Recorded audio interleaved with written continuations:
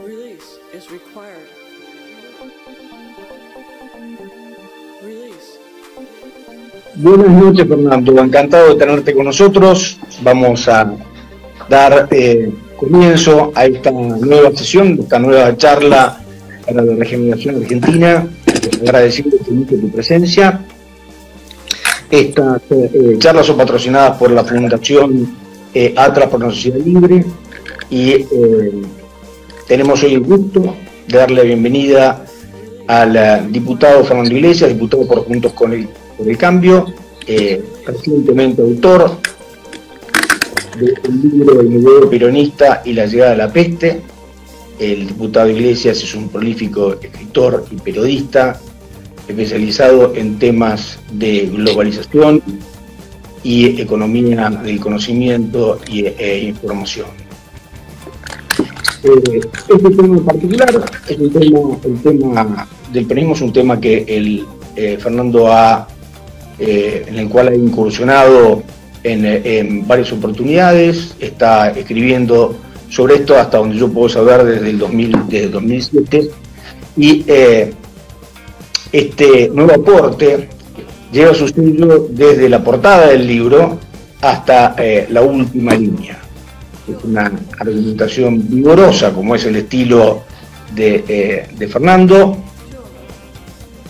Presenta datos que apoyan sus argumentos y escribe desde un claro paradigma republicano, del cual juzga actos, afirmaciones, estrategias políticas y comunicaciones, sin agresiones, pero sin contemplaciones ni autocensura. El punto de partida es claramente la idea que Fernando Iglesias tiene acerca del rol, la responsabilidad primaria que le cabe al peronismo en la decadencia argentina, que nos aqueja desde el año 45 a la fecha. Los datos apoyan claramente el punto de vista de Iglesias. Este libro del cual vamos a hablar no es un libro de historia, es un libro de política.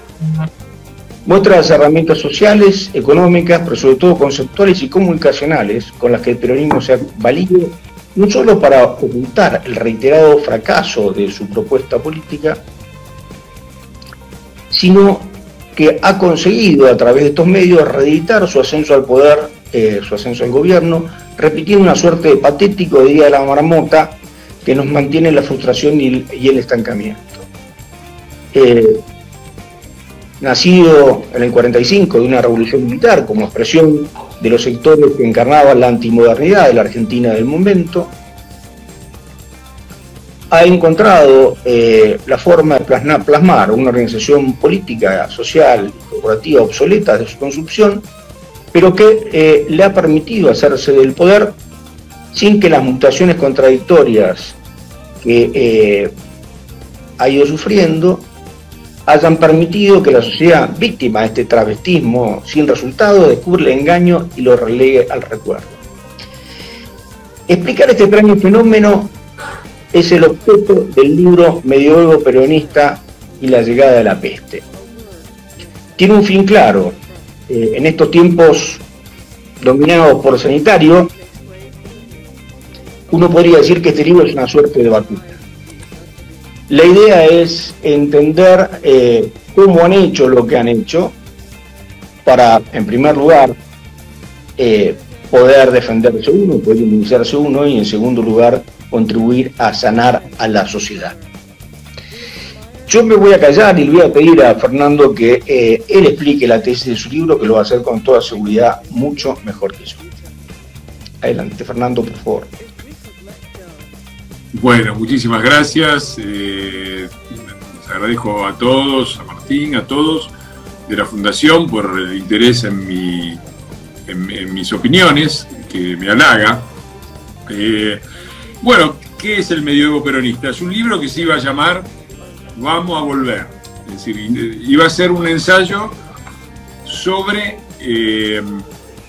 cómo es que el peronismo logra volver siempre, volver rápidamente, estar siempre como el centro de la escena política nacional a pesar de sus grandes fracasos.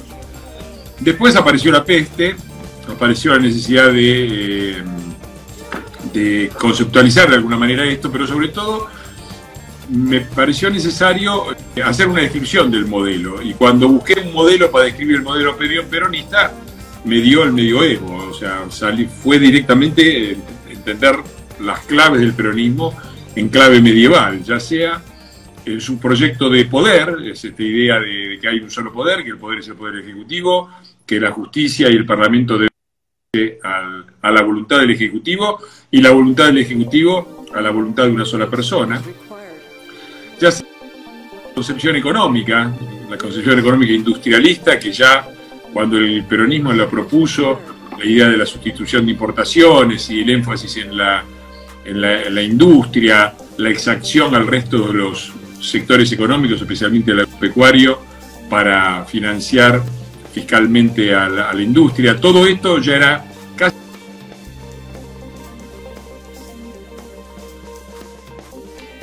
Estamos teniendo algunas dificultades con la conexión. A ver. Los valores y el trabajo físico repetitivo vale poco o nada. Esta es la delirante. Y finalmente también lo que mostraron, ¿no? La idea esta de la cuarentena como remedio a la peste, como único remedio, ¿no? Que nos llevó a las estrictas del planeta al mismo tiempo que teníamos uno de los fracasos sanitarios más grandes del planeta y uno de los fracasos económicos más grandes del planeta, todo junto. También es una idea medieval que aplicada a una sociedad moderna como la que más lo viene es la Argentina provoca desastre. Entonces, primero está esto, la descripción del sistema medieval peronista, con sus grandes núcleos feudales del norte, los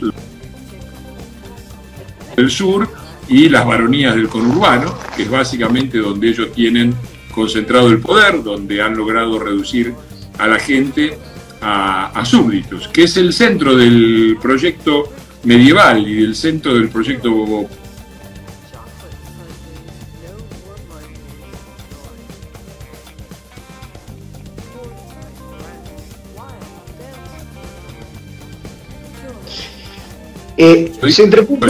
se entrecorta mucho tu audio.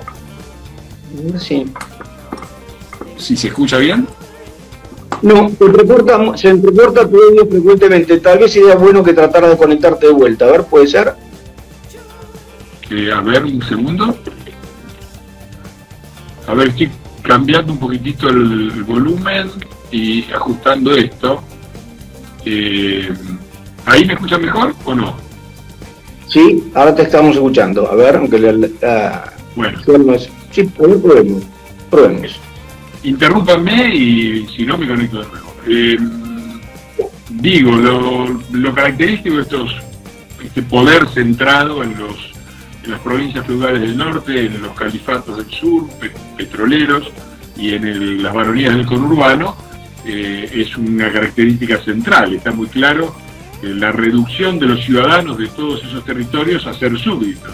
Y este es el centro del proyecto populista, que es un proyecto medieval, que no haya ciudadanía independiente, activa, con capacidad de opinión, con independencia del poder estatal, sino reducirnos a todos a una suerte de súbditos de un Estado que es el que nos mantiene al precio de nuestra libertad. Eso me parece que es lo central del proyecto.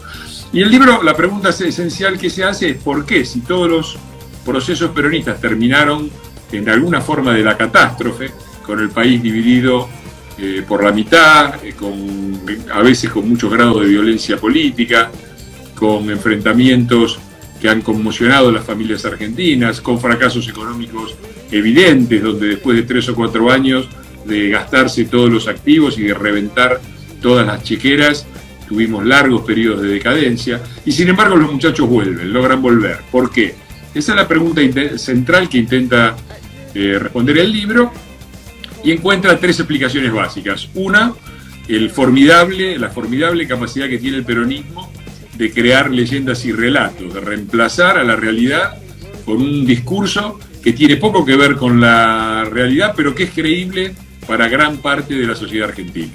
Segundo, la existencia de un vasto sector intermedio que no es peronista ni es fanático, pero que se que juega para ello, sobre todo en lo que se dio en llamar el círculo rojo, es decir, entre los formadores de opinión, periodistas, intelectuales, científicos, que tienen miedo de decir la verdad, que sistemáticamente encuentran justificaciones para el accionar del peronismo, que han juzgado a un gobierno como el de Cambiemos, con la vara de Suiza, y juzgan ahora al gobierno peronista con la vara de África, y todo ese fenómeno de los colaboracionistas, ¿no? Desde los periodistas coreanistas del centro, hasta los políticos como Ricardo Alfonsín, hasta nuestros propios votantes, que muchas veces son lo que yo llamo votantes champán, ¿no? Los votantes de ellos son de fierro, le regalaron a la abuela una muñeca y un pan dulce con sidra a los padres en el año 50 y los votan, no importa si son chorros, si son delincuentes, no importa, los votan, son de fierro. Nuestros votantes, le subiste el impuesto acá o no te les gustó lo que pasó con aquello y el otro y ya tenemos fuga de votos para un lado y para el otro. Ese también es una responsabilidad, el de no entender cuándo están las prioridades y que un gobierno puede ser bueno o malo, pero siempre es mejor que una mafia. Y que cuando hay que elegir entre un gobierno y una mafia, uno vota y apuntala al gobierno para defenderse de la mafia, aunque tenga muchos puntos de disidencia. Quería leer un párrafo de tu libro que me llamó mucho la atención, donde vos introducís la metáfora de la mujer golpeada, la sociedad argentina con una mujer golpeada, digamos, en su relación patológica, digamos, con el peronismo.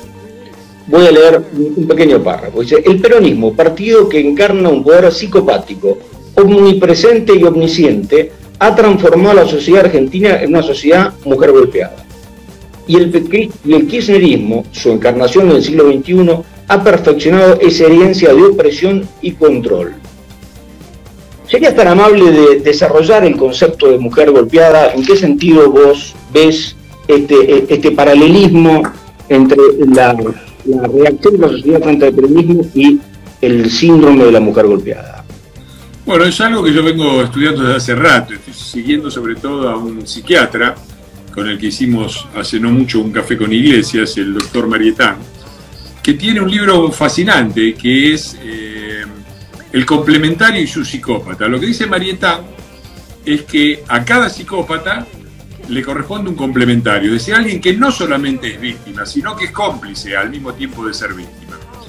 Y pone el eje del análisis no en el psicópata, sino en el complementario. Ese complementario para mí es la sociedad argentina, que por un lado es víctima del psicópata, pero por otro lado lo sostiene y lo promueve.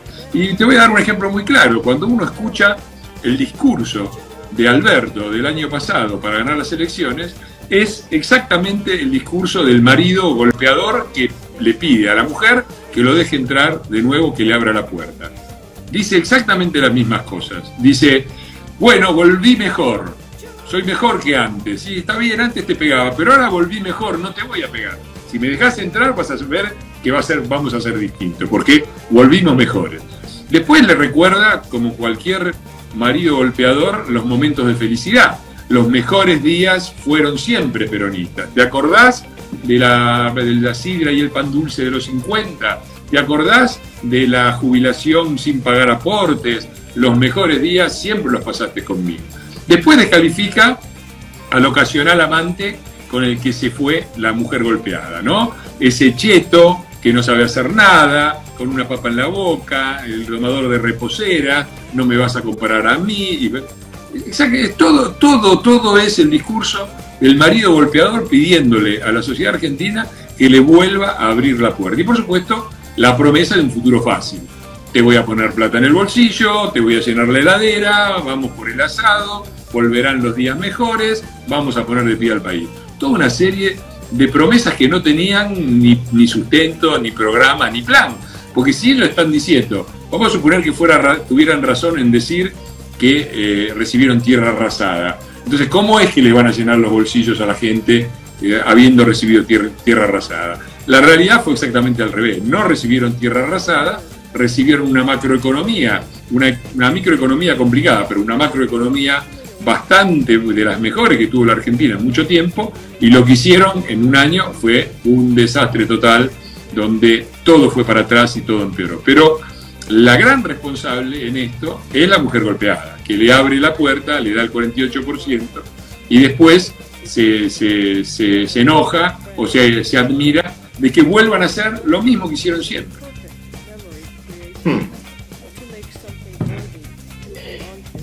La gran pregunta, y la pregunta que obviamente vos tratás al cabo de esta selección, donde uno puede ver, digamos, vos lo decís muy gráficamente, y salió al principio de la comparación cuando el audio no era tan bueno, el país es una suerte de, por más que me moleste, de camiseta de Boca, donde la franja central es permanentemente expoliada en beneficio de las tres otras regiones, digamos, de la Argentina, siendo la parte norte la de los señores feudales que tienen un ejército de empleados públicos financiados por la parte central, la parte sur, la parte de los jeques petroleros, y el conurbano, que es el cementerio del experimento industrialista fracasado, digamos, del primer peronismo. Ellos han perfeccionado un mecanismo que tiene esto como hardware, por llamarlo de alguna forma, y el software es todo lo que estaba describiendo recién. Esta capacidad de crear leyendas que no sobreviven a un análisis fáctico, porque están instaladas en la sociedad, esta utilización de un relato permanente que le da alguna clase de sentido, lógica, y hace verosímil la existencia de las leyendas que ya hemos mencionado, y esto utilizando los recursos que la sociedad pone a su disposición, desde este síndrome de mujer golpeada que vos describís tan elocuentemente, hasta la participación voluntaria o no, digamos, de todo el capitalismo culposo y todo el progresismo intelectual, digamos, que no advierte la bancarrota profunda del peronismo como partido de gobierno. ¿Cómo salimos de este ciclo infernal del Día de la Marmota? Hoy se dan circunstancias particulares, ¿no? ¿Cómo ves vos el futuro, digamos? Bueno, mirá, José, a mí me faltaba describir la última parte del libro, que además de analizar a los demás, es analizar a lo propio, y que se titula el capítulo Los errores de Cambiemos. Pues yo creo que el gobierno de Cambiemos no fue un fracaso, ni mucho menos, fue un gobierno que en casi todos los sectores fue el mejor gobierno de los últimos 50 años de historia, en infraestructura, lucha contra el narco, seguridad, relaciones internacionales, ecología, en muchísimos sectores fue un gobierno muy bueno. Y en economía tiene un balance, digamos, donde por un lado, es cierto, no logramos domar la inflación, no logramos bajar la pobreza, aumentó la indigencia, aumentó, no como ahora, pero aumentó, pero por el otro lado también fue la corrección macroeconómica más grande de la historia argentina, que se hizo sin que explotara el país. O sea, recibimos un déficit fiscal de más del 7%, que son valores previos al Rodrigazo, a la caída de la tablita de Martínez de Oz, a la hiperinflación y al 2001, únicos casos en el que se dio, y dejamos como déficit total más o menos la mitad, y como déficit primario 0,5%. Sumale que recibimos desabastecimiento energético, dejamos equilibrio energético, recibimos una infraestructura destruida y la devolvimos mucho mejor. Recibimos tarifas que cubrían una décima parte del gasto de producción, dejamos tarifas al 88% del gasto de producción. Recibimos un atraso cambiario como el de la convertibilidad con muy poca diferencia y dejamos un cambio competitivo. Por las buenas, por las malas, como pudimos, dejamos una macroeconomía ordenada. Es más, hace 8 meses que estamos viviendo de esa macroeconomía, porque si no estaríamos en la hiperinflación, ¿no? Entonces, el futuro, yo creo que el futuro está complicado, ¿no? Pero también creo que estos chicos lo están haciendo tan horriblemente mal que es posible que esa esperanza que manifestó Mauricio de que este sea el último gobierno populista tenga visos de esperanza, porque me parece que la experiencia histórica argentina ha llegado a un punto en el cual esto se empiezan a ver síntomas de este tipo. Se ve, por ejemplo, primero que hay una oposición madura que no se partió y no se dividió en 1000 pedazos como siempre sucedió después de las derrotas electorales. Una ciudadanía que perdió, pero que metió 41% de los votos, que no es poco, y por lo tanto una fuerza parlamentaria que está en minoría, que trata de defender lo que puede, a veces no se puede porque estamos en minoría, pero que seguimos teniendo un cierto peso. La gente y los banderazos que salen a la calle, a mí eso me da mucha esperanza. Entonces hay que meter todo en el balance. Lograron muchas cosas y hicieron mucho daño, pero Vicentín se lo tuvieron que guardar, los presos tuvieron que parar la salida de presos, para meter el bendito impuesto a la riqueza estuvieron dudando meses, lo metieron ahí y ahora hay que ver cómo sigue. En muchísimas cosas la ciudadanía y la oposición de la mejor manera posible hemos dado la pelea. El futuro depende mucho de qué pase. Yo creo que estamos yendo a una situación de colapso, los veo a ellos muy mal, muy desunidos, muy peleados entre ellos, sin los cuadros políticos que han puesto son de un nivel catastrófico realmente. Uno ve el gabinete, ve a este pobre chico el Santi Cafiero y ve a los ministros como Ginés García y no puede menos que agarrarse la cabeza. Y eso se paga también, ¿no? Y también se ve, me parece, una falta de motivación, porque no es fácil hacer populismo. El populismo funciona bien cuando tiene recursos, ¿no? Perón llegó a reventar los lingotes de oro del Banco Central. Claro, tuviste 3-4 años de fiesta, después se te acabó, y después vino otra etapa. Lo mismo con Menem, lo mismo con Kirchner, que tuvo un periodo enorme en que recibió los superávit gemelos, la sociedad argentina dispuesta a cualquier cosa, y el boom de la soja que triplicó el valor de nuestras exportaciones. Entonces, con todo eso, los muchachos son bárbaros porque para repartir son fenómenos, pero después, cuando les tocó gobernar en dificultad, como les tocó a Alfonsín, como le tocó a De la Rúa, como le tocó a Macri, cuando ellos estuvieron en dificultad, no es que tuvieron problemas, hicieron desastres. Perón terminó su ciclo con el país dividido, amenazando cosas de mucha actualidad, con salir a colgar almaceneros. Está el famoso discurso que yo estoy reproduciendo en las redes, donde dice: voy a mantener los precios aunque tenga que colgarlos a todos. Textual, desde el balcón con la plaza llena. El 55 fue un desastre, sin justificar el golpe. Perón estaba destruido, el país estaba destruido. En el 70 ni hablar, con Isabelita y López Rega, y la AAA y los Montoneros, y el Rodrigazo, un desastre. Y el de Duhalde fue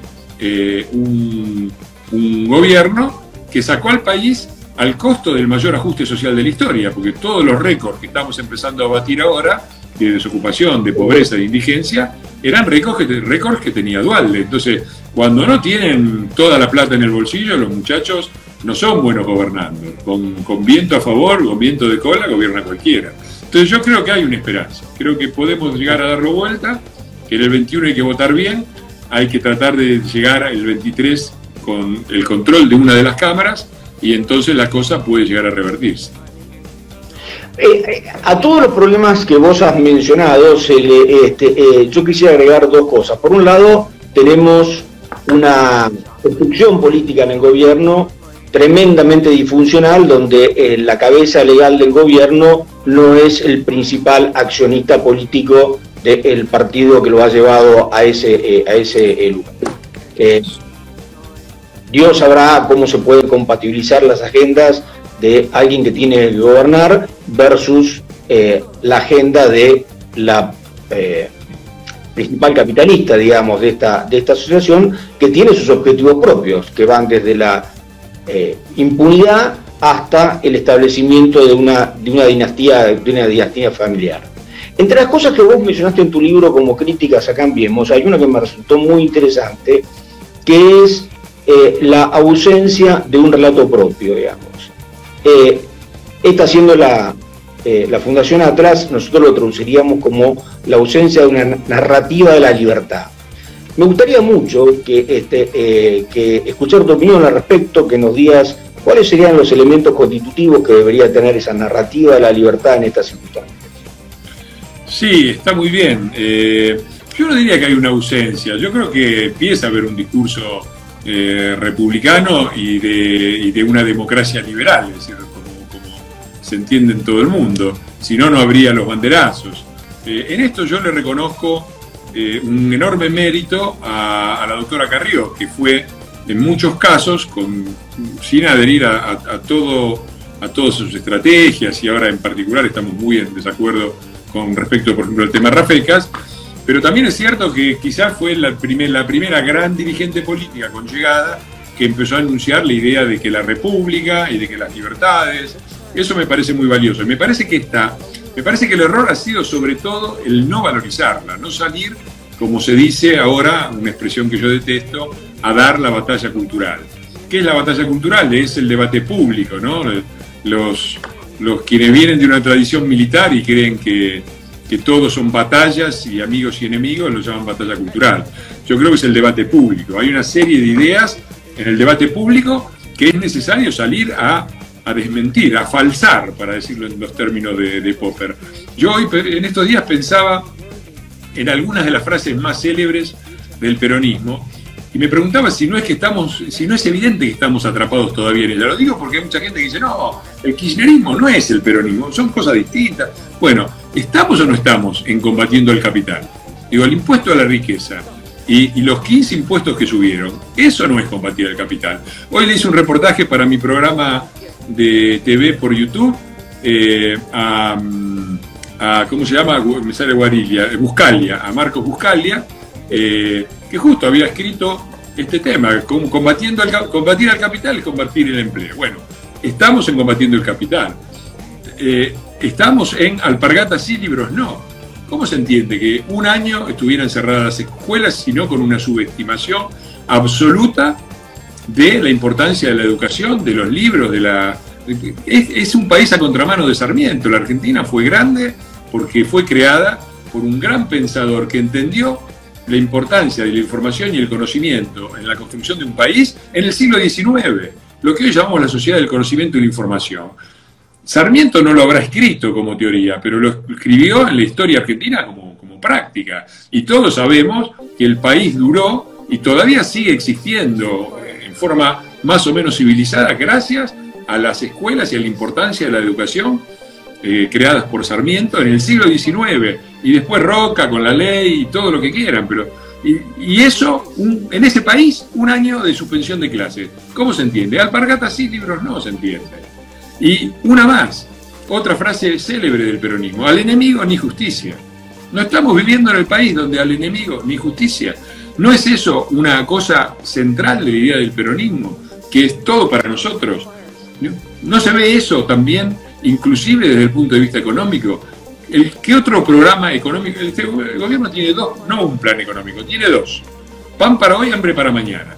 O sea, te saco un 2% más de tu riqueza este año, y si te vas el año que viene, después vemos, lo vamos viendo. Eso es pan para hoy, hambre para mañana. Y el otro es quitarle recursos a todos los sectores avanzados y productivos del país que no los votan, la camiseta de Boca, el centro, casi todo ha votado consistentemente a favor de candidatos presidenciales no peronistas, casi desde siempre, desde Mendoza a la ciudad de Buenos Aires. Le quitan recursos para dárselos a la parte azul, al electorado de ellos. Le quitan al campo para darle a las empresas industriales de baja tecnología. Le quitan a los unicornios digitales y a los ciudadanos que trabajan con computadoras y con equipo electrónico, tienen que pagar impuestos especiales para seguir subsidiando a las fábricas feudales de Tierra del Fuego. Le quitan a la ciudad de Buenos Aires y después le van a quitar a otros para repartírsela a la provincia de Buenos Aires, que en términos de ellos quiere decir el conurbano. Y todo es así, le quitan a los jubilados, achatan la pirámide, dicen ellos.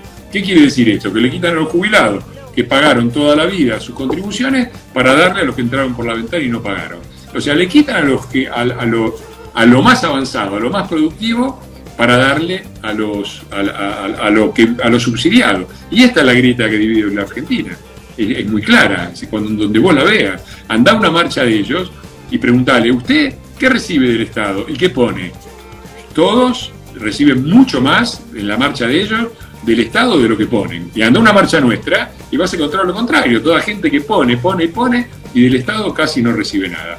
Esa es la verdadera grieta, ¿no? Y no lo digo en el sentido de que haya que perjudicar, digo, las contribuciones por parte del sector productivo y exportador y competitivo de la economía argentina y de la sociedad argentina podrían justificarse si fueran, primero, menores de lo que son, pero sobre todo si estuvieran dirigidas al desarrollo, no para que las provincias, los gobernadores provinciales sigan creando empleo público, sino para que fomenten el empleo privado, para que haya un ferrocarril Belgrano que funcione, una infraestructura que los ligue, aerolíneas conectando todo el país en aeropuertos decentes. Bueno, lo que mal o bien intentamos hacer nosotros, ¿no? Pero esa es la grieta y eso me parece que es lo que va a terminar decidiendo la ecuación argentina, si se va a volcar para un lado o para el otro. En un caso iremos a Venezuela y en otro caso de a poquito lograremos ser un país normal. Quizás no Noruega, pero Uruguay, Chile, yo no pido más.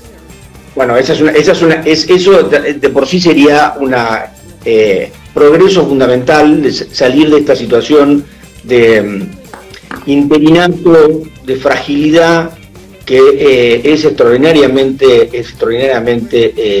desagradable para todos los argentinos y que explica la cantidad de gente talentosa, digamos, que nos está dejando todos los días.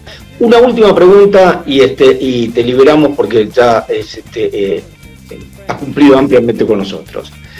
Ante la perspectiva de una muy mala elección por parte del gobierno en el 2021, ¿qué temores tenés de acciones que sean de carácter antiinstitucional, de modificaciones no consensuadas de las reglas de juego, de accidentes, de sorpresas, de cosas raras, digamos, que puedan ocurrirnos de acá a las elecciones del año 21? Mira, yo siempre he aplicado una regla cuando trato de calcular las acciones del peronismo y en particular del peronismo kirchnerista. Pensar lo peor de ello, esperarme lo peor y saber que me voy a quedar con él.